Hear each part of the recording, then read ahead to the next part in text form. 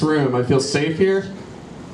I'm used to performing in bars where, like, the bar is the only thing around for miles in every direction. I walked into this biker bar for a show a couple weeks ago. I'll never forget this. This guy told me I look like Walmart Justin Timberlake.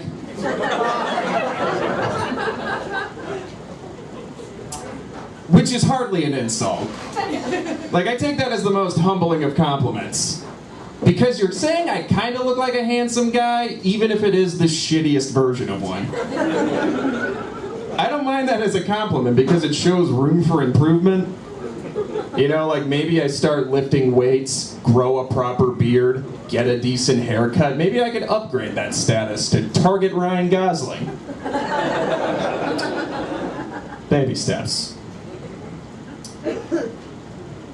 When I started doing comedy, I told my dad about it, and he was like, you should go to college first, so you have something to fall back on. But isn't that like saying if your dreams don't come true, you might as well be in debt too? Alright, about 30 of you are paying off student loans, I see. I'm with it. I thought it was the right thing to do, though, so I went to art school. And about 2 months later, I dropped the fuck out. Like, I decided, what's the point in paying for a graphic design degree when I could just make one? 1, 2, 3, 4, 5. The rest of you, find a partner. You're gonna need it. Just kidding. I look very young for my age. It's led to some awkward situations. Like about a month ago, I took my then girlfriend to Comic-Con. I'm 28, she was 20, or I'm 23, she was 28. We walked up to this movie vendor, and they were selling classic, like vintage movie posters, black and white movie posters. The lady working the vendor was in her 80s, and the entire time talking to her, she referred to my girlfriend as Miss and me as Kiddo. Not a big fan of that at all. I don't like looking young for my age, because people always try to defend it by saying, oh, that's going to help when you're older. Wouldn't that just confuse people, you think? It's like, really? You're going through a midlife crisis? You look like you haven't given up on your hopes and dreams. Yeah, that got about what it deserved, I think. No, I broke up with this girl. We had different long-term goals, it seemed like. Like, she wanted to get married and have kids, and I wanted to be happy. Yeah. It wasn't the marriage that scared me, it was the kids. Oh, that got too real for some people.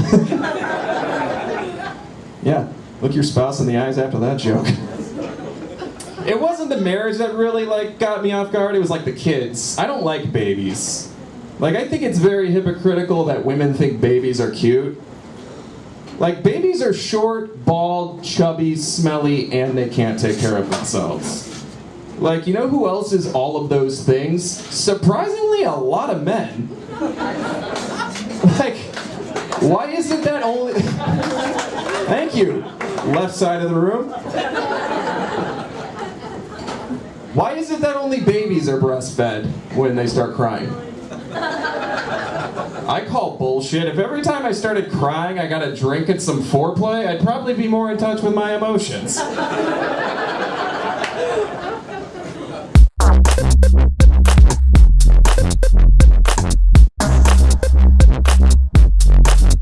In honor of Father's Day, we're going to ask you to suspend your disbelief for the next comic. Are you ready to suspend right now? Are you guys suspending? All right. He's between 3.5 going on 4. He was last seen as a walnut in the Morningside preschool production of Fruits, Nuts, and Other Healthy Foods. Guys follow me so far? 3.5, 4-year-old. Tommy Hoffbauer is his name. Please welcome Tommy to the stage. Thank you, Ryan. Hi, you guys. Hi. Hey, mister. Hey, mister. Yeah. Hey, what's your name? Pierre. Hi, Pierre. How are you? I'm doing all right. Do you know my teacher, Miss Gertz? I guess. She's real pretty. My dad thinks Miss Gertz is real pretty too. He wants to have her over to the house for dinner. He says he's got a big sausage to give Miss Gertz. Great big spicy sausage to give Miss Gertz. My Uncle Mark says he's got a bigger sausage, so I know Miss Gertz is real hungry when she comes to the house. She's going to be eating a lot of sausage. Guess what, Pierre? We got a dog, and his name's Bosco. And I think that Bosco is broke when we got him, because we had to take him to the vet to get him fixed. And my dad said when he comes home, he won't never dance on your leg no more. I never minded. We don't know what kind of dog Bosco is. My mom thinks that Bosco is a German Shepherd, and my Uncle Mark thinks that Bosco is a Retriever, but my dad says he's pretty sure that Bosco is a pissing machine. One time, Pierre, guess what? One time, my Uncle Mark, my dog was sitting in the corner licking himself, and my Uncle Mark, he said, boy, I sure wish I could do that. And my dad said, well, you better pet him first. I tried that one time, didn't taste very good. Got a mouthful of hair. Hey lady, what's your name? Melissa. Hi Melissa, you're pretty. You're prettier than Miss Gertz. Would you like to come to my house for some sausage? My dad says my mom won't eat his sausage no more. He says he couldn't pay my mom enough to eat his sausage. My Uncle Mark says probably because it's so small, she can't find it. So, guess what? My dad's boss, Mr. O'Neill, came over to the house the other day, and my dad made me go to bed right away after Mr. O'Neill got there. And I told Mr. O'Neill I didn't want to go to bed until I saw him do that trick my dad told me about where he talks out of his butt. I couldn't sit for 3 days. But it's okay, because my dad don't have that job no more. So, do you want to hear a joke? Duh. Okay, I'm gonna tell you a joke. So why does the crack in your butt go like this and not like this? Because if it went like this, when you went down the slide, it'd go. That's a joke.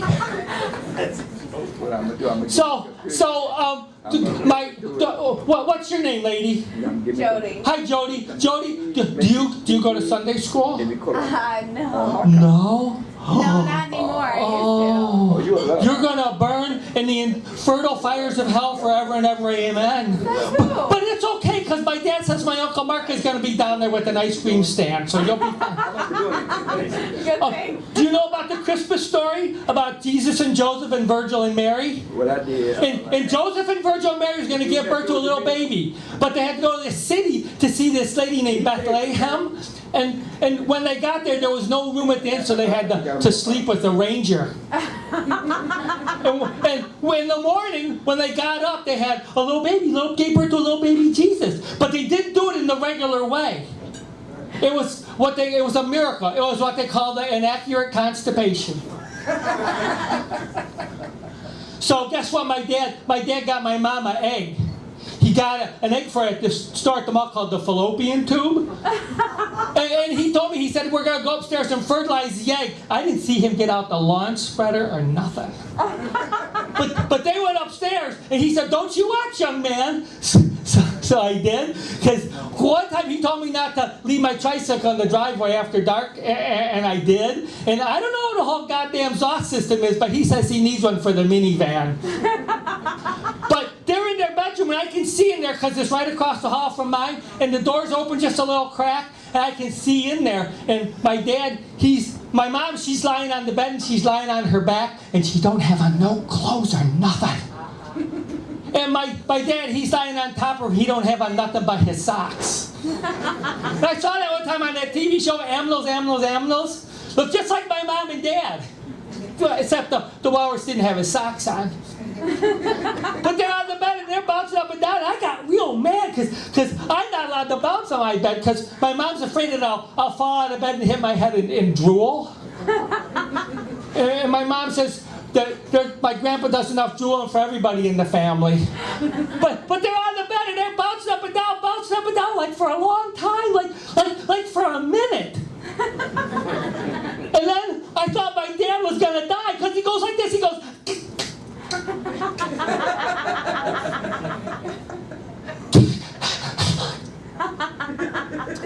But he didn't die.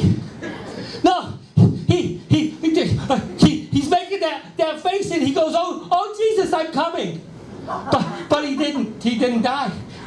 He just rolled over and lit up a cigarette. And my mom reached in the drawer to pull out this big black thing and plugged it into the wall. Looked like a big cigar. Except she didn't smoke it like no regular cigar. It had to hurt when she smoked it. Well, that's all I got. I gotta go to bed. I drank a lot of juice box. I gotta pee. Bye. Bye. Thank you. Thanks, Brian.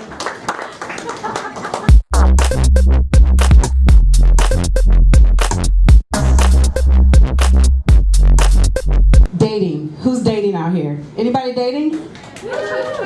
No. Liars. You guys aren't dating. But I figure, since some people I'm a breast cancer survivor, so I have a new titty. And it's cool. It's cool. Thanks. Don't give me too much credit. I still drink and smoke weed. Bad habits. But I'm cancer free, almost 4 years now, so good shit. Give it up for the titties. And I figure, since I'm dating now, I should date fat dudes with titties. And because I feel some type of way about my titty now, so maybe he feels some type of way about his titties. I have stretch marks, he has stretch marks, It's all good. So I was with my girlfriend, and we are sitting at this table. In walks this big guy, big as shit. I mean, he was like 6'4", easily 320 pounds. I mean, and look at me, I'm 5'4", or 5'2". If I wanted to give him a blowjob, all I had to do was this. Like he was that tall. His nuts were like right in my face. We look like a circus act together. But this is how we met. He walks into a club, and he kind of had a biggie eye going on. The biggie eye where he was looking at me, but he was looking over there, and he was looking at me. And I didn't know if I should motion him to sit by me because I didn't know if he would, really see me. But he did. He came over, sat down, and we're talking. And as he's talking to me, I realized that his breath smelled like shit on fire. So, the nice girl that I am, I gave him a piece of gum, and he chewed it. But his breath smelled like shit and mint. So in my mind, I was like, fuck this, he's not getting my number. He can't be fat and have shitty breath. It's just not gonna work out. So he looks at me and he's like, so can I get your number? And I was like, nah. And he was like, oh, I can't have your number, you got a boyfriend? And I was like, no, I don't have a boyfriend. He was like, oh, so you just acting uppity and shit, like you fine. He was like, you ain't even that fine with your big ass forehead. Y'all see my shit. It's probably glaring right now. I said, fuck you, fat boy. I'll smack the other half of your sandwich on the floor. He said, baby, you do that and I'm going to smear your eyebrow clean off your face. We've been dating like 3 months. And it's cool because, ladies, we can't underestimate the big guys in the bedroom. We just can't. You know why? Because he didn't get real deep, but he tore my sides up. Get it? I went over some of y'all head. He got freaky one night. He wanted to choke me, but he didn't have to because he smothered the fuck out of me. Passed out and came at the same time.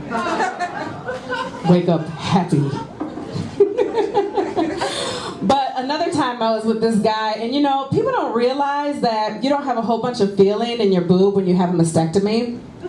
So some of the nerves have not regenerated. And I hang out with comedians all the time, and they always have these sexist things to say to me. One guy from Detroit told me that he was going to suck the stage 3 out of my titty. I started to give him my number. It's like, shit, I'm going to see that. This other comedian, he was like molesting me. He was like, which one is real, which one is fake? He was rubbing me up, and he was like, ooh, I got you excited. And I was like, you didn't do anything. That nipple's always hard. I was dating this guy, he got romantic on me. He was like, I'm gonna blindfold you and feed you fruit. So he's getting all kinky, rubbing me down. I'm blindfolded, he's feeding me fruit. And out of nowhere, it didn't seem like anything was going on. So I lifted up the blindfold and he was going to town on this numb ass titty. I didn't even feel it. I I was like, over here, right, over here. This is the active one. I said, shit, I need to get something tattooed on there, like out of service or something. Out of order. I was Googling stuff too, as a matter of fact. This guy said something about Googling a word that he heard, and I try to stay up on my Ebonics. My kids keep me current. But there's something that's really disgusting. I don't know if I want to share it or not, but I have to just say it because you're white people, you guys are curious. I know you'll Google it. I know you'll Google it. You'll Google it, Becky. You already know you want to Google it. So the word is truffle butter. Do you know what truffle butter is? What's that? Oh, it's absolutely disgusting. I don't know if I want to share that. I'm going to move on to the next joke. None of the white people will forget. They will Google it. Spread the word. What's truffle butter? Just Google it. Please go. Okay. I'm going to tell you. I opened the door. Okay, truffle butter. We're all friends here, right? Yeah. Raise your hands if you know from personal experience. I'd love to see the people that know. Okay, so truffle butter. Oh my God. So truffle butter is like a guy, like he's like doing it to you in your butt, and then he takes it out of your butt and puts it in your pussy. No! That's good. No, I didn't know about Yeah. butter. So the butter from the butt goes in. I tried to spare you. You're the ones that wanted to know. Don't blame the messenger. No, I'm not. That's all I'm saying. Hey.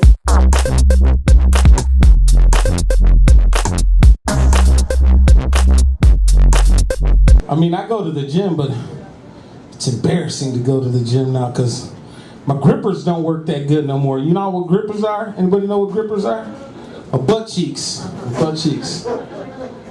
Serious, man. The other day I was on the squat rack getting some squats in, because they made fun of my legs. They said I look like a paraplegic because my legs is too skinny for my body. So I've been squatting and shit. The other day I'm on the squat rack. I'm getting them in too. I'm like, there's pretty girls around. I got some good weight on that bitch too. I'm getting them in too. I got my music pounding in my headphones, and all of a sudden, damn! I was like, how loud was that motherfucker? Cause you can't hear that shit. You got on earphones, man. I couldn't hear how loud that motherfucker was. Then I said, oh my God, I hope it don't smell. Oh my God, that smells horrible. Damn chorizo and beans. Nobody knows what chorizo and eggs and beans are in this bitch, do you? I know you do, you Mexican loving ass motherfuckers. That shit just fucks me up. It's like, that's terminal shit for me right there. It's like, it's only a matter of time before I start dropping, you know, the fake bombs, and then the real bomb comes in the bathroom. Where like somebody walks into a public restroom, like, God damn! That's me in the stall, letting it go. I like bathrooms that have that sanitizer thing on the wall, you know what I'm talking about? The one it sprays out the alcohol. Because before I sit down, I go and ball up that toilet paper, hit that damn antiseptic, and just clean the whole toilet in that bitch. And then I put the toilet paper over it. Then I can sit down comfortable and shit. I was in Japan, man. I had to shit in a hole. Anybody been to Japan before? There's no seat. I went one time. There's a fucking hole in the ground. And them motherfuckers are shitting just like that. Ain't no doors, no stalls, no nothing. I'm like, is this motherfucker shitting for real? And there it goes. The ice cream just falling out of this motherfucker. That's disgusting, ain't it? It is. I was like, ugh. I ain't shitting here. I shit there. I did. I was like a lady in the woods and shit. Holding my underwear and shit. Oh, none of you ladies been out in the woods shit and pissing like that? Holding your underwear? No? Oh, no underwear. Nasty motherfucker. That's a yeast infection waiting to come. Jeans and raw pussy, yeast. I know it. I know what monostat tastes like, huh? Hey, you're growing the biscuits, not me. I just know the signs and shit. No, you just. If there's sour cream, it's sour and creamy. I thank God I'm a man every day. I swear to God I do. 'Cause y'all nasty as fuck. You're nasty. I know I am because I tasted it. It wasn't like I didn't know. I seen the cream. I was just like, I thought that was just some of my jizz left over because it wasn't like, what? I like to jump off it and lick it and then get back in there No wonder why I asked. before the truffle butter happens. Because it's gonna happen.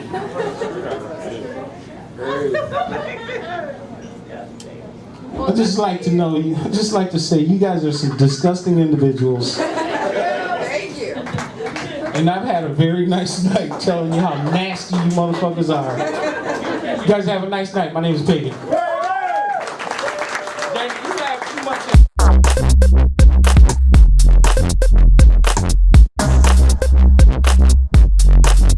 People come up to me all the time, they're like, is that your real hair color? Do you dye your hair? Yeah, as if I intended to look like this. Because there's so much sex appeal in the leprechaun look, you know? Would you like to slide down the rainbow? It's hard to get lucky when your hair is the same color as red lights, fire trucks, biohazard stickers. Basically anything that means stop and use caution. And let's face it, most women, you guys like to eat that sweet white vanilla cake or the dark chocolate cake. Nobody ever wants carrot cake. And it was rough growing up looking like a redheaded stepchild. Especially when you are a redheaded stepchild. And I've been called everything. Red, ginger, opie, alcoholic. That's just by my mom. Don't get me wrong, there are some benefits, there are some perks. Like, it's really hard to wrongly accuse me of leaving pubes in the bathroom. Oh, come on, you guys laughed at truffle butter. Selfies. Yeah, and another perk, I seem to get lucky with the bigger girls. The heavy, Rubenesque, voluptuous, they seem to be attracted to me. Like I remind them of their favorite people, Ronald McDonald and Wendy. It's like wearing cologne that smells like a cheeseburger. Once you go red, you'll be well fed. You guys are laughing. I can't go to a Wendy's without somebody thinking I'm from corporate. I walk in and there's panic in the kitchen. I think her brother's here. Clean up. I don't know, Wendell. You gotta be careful about what we eat these days. They say when people get depressed, they turn to binge eating. Hostess has picked up on this. They've named all their treats after things lonely and sexually deprived people want. Like ho-hos. Ding-dongs. If you live in Saugatuck, Twinkies. The sweet cream filling. You guys are sick. So why is it when a priest says a prayer and then dumps somebody into a tub of water, they call that a baptism? I do that in a hotel with a hooker, and they call it a felony. Glad you guys are laughing and having a good time. It's good. This is my therapy. This makes me feel good. Because my normal day job has a complete opposite effect on crowds. I work as a police officer. You know how quiet it got in here all of a sudden? No, true fact, I've been a cop for almost 20 years now. And it's rough. No, Clatton really likes the police.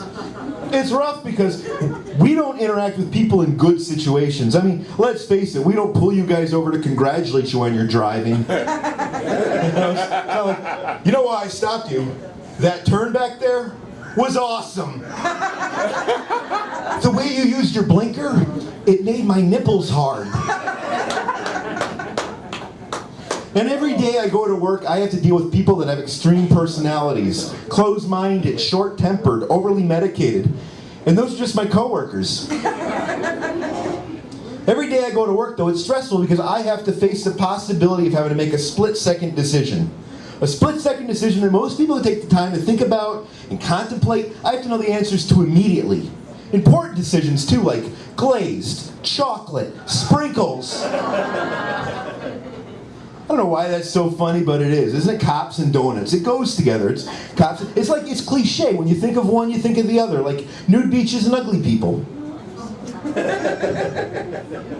No, truthfully, folks, though, I'm not going to lie. The donuts, the coffee, we love it. It's the caffeine, the sugar. It helps you stay awake, helps you stay motivated. You just got to be careful. Too much caffeine and sugar can get you jacked up and jittery, cause you to do things out of order, which leads to mistakes, like with warning shots. Like, freeze or I'll shoot! Shit!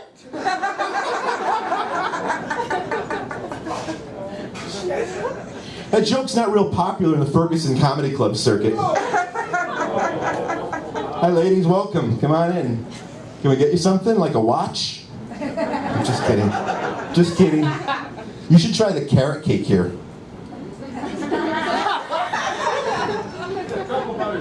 Yeah, they serve with truffle butter. Oh, Lord. You guys ever take a selfie? Just kidding. Sorry. You're going to probably never sit in the front again, will you? So, what were we talking about? Oh, my job. So, yeah, I do a lot with people. It's a people-oriented job. I'm constantly, my coworkers and I go to breakfast at this restaurant. You have to be a cop to be, you have to have a sense of humor, because the public can't usually, don't worry, I'm not going to give you a ticket. Just kidding.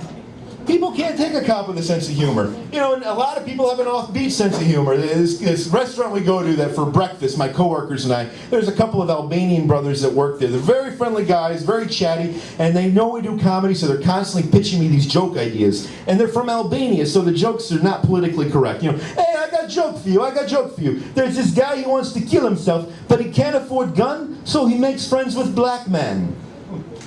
Get it?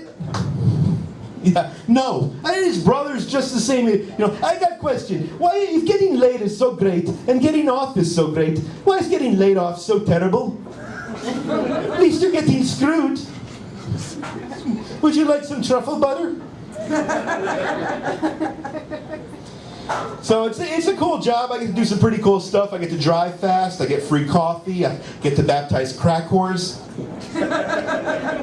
But when I'm not at work, I'm just as terrified as all you people are to see a cop follow me. Seriously, when you're driving along, you see a cop in your rearview mirror, it's like a wedgie you can't pick. I like to drink, I like to party. A lot of you guys are thinking, oh, you're a cop, you guys get out of tickets. It must, you have a little bit of diplomatic immunity. Yeah, you do. To an extent, but you don't always want the cops to know who you are if you get pulled over. True story, one night I'm leaving the bar with a girl, and before you go judge me, this isn't the kind of girl you want to be seen leaving the bar with. She had multiple chins and a beard on every other one. In fact, to show off, I took her to Wendy's. Get pulled over, cop recognizes me, walks up to the window and says, "Hey Jeremy, how's it going, man? Been drinking tonight?" He looks down, looks at her and says, "I guess so." So I'm going to get out of here in a minute here. But you guys got to be careful with drinking and driving. That's the new thing now. It's very expensive if you get caught. And the first thing they do when they arrest you, they take you down to the station and give you a breath test. And trust me, as a straight man, I know I'll never do well on any test where the instructions are, put this in your mouth and blow long and hard. Now, I hate the breath test. I would rather run naked through a trailer park yelling NASCAR sucks. Glad you guys laughed at that. I told that joke last week in Sparta, and it was silent. Thank you, guys. Good night.